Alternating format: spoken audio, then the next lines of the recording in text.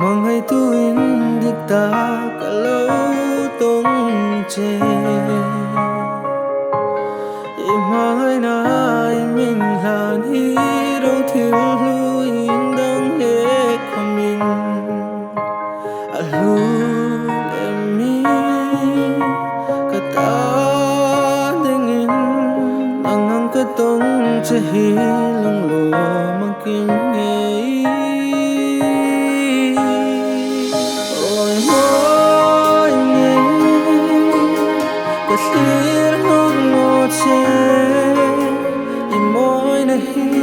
Zul besi oi moi na zaleng dang khung ye moi pero oi dam sung ni po hin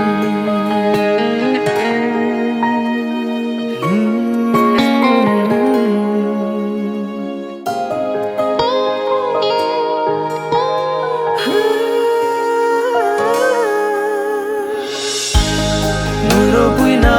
hausa naga juno nang ka kumai hon phot chum tu dang khom ngai chung nong ka ti ka nei che hi ka lung la oi ka van mang som nan nui ro lu ni nge